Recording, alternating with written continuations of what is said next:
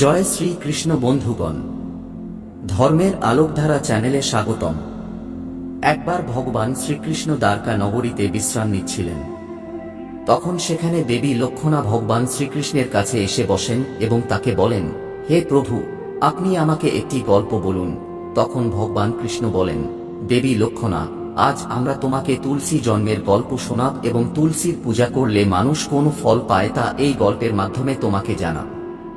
বন্ধুগণ, আপনারা সবাই এই গল্পটি সম্পূর্ণ শুনুন।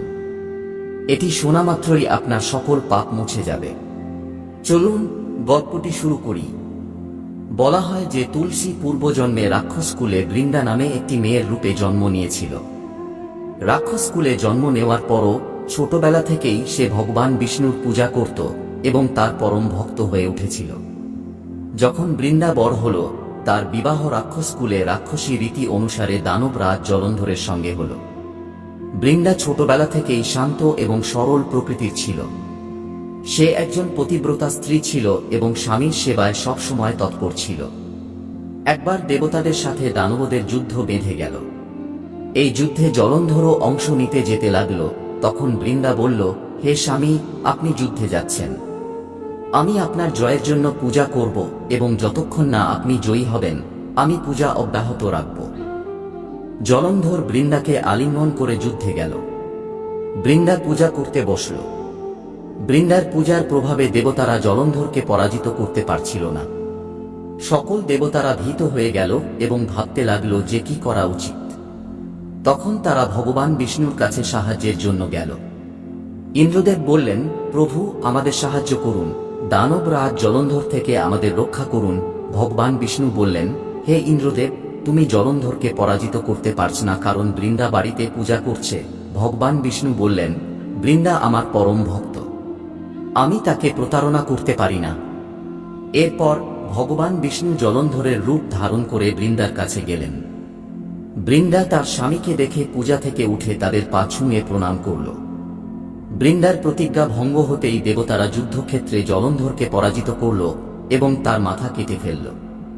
যখন জলন্ধরের কাটা মাথা প্রাসাদে এসে পড়ল, বৃন্দা বিস্ময়ের সাথে ভগবান বিষ্ণুর দিকে তাকাল। ভগবান বিষ্ণু তাদের স্বরূপে ফিরে গেলেন, কিন্তু কিছু বললেন না। বৃন্দা রেগে গিয়ে ভগবান বিষ্ণুকে অভিশাপ দিল যে তিনি পাথর হয়ে যাবেন। ভগবান বিষ্ণু তৎক্ষণাৎ পাথর হয়ে গেলেন। এই খবর শুনে সকল দেবতারা বৃন্দার কাছে তার অভিশাপ ফিরিয়ে নিতে অনুরোধ করলেন।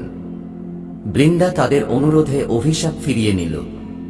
এরপর বৃন্দা তার স্বামীর কাটা মাথা নিয়ে সতী হল।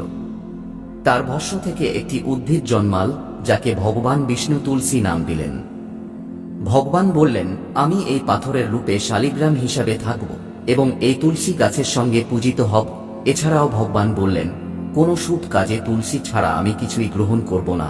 সেই থেকে তুলসী পূজা শুরু হল। তুলসী গাছকে সমস্ত তীর্থ, দেবতা এবং বেদ ধারণ করেন।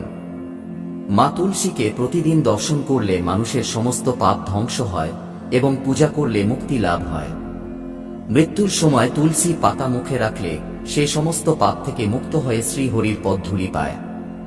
বন্ধুগণ, এইভাবে ভগবান শ্রীকৃষ্ণ দেবী লক্ষণাকে তুলসী গাছের গুরুত্ব সম্পর্কে গল্পটি শোনালেন এবং এর মাধ্যমে আমাদেরকেও তুলসী গাছের গুরুত্ব জানালেন।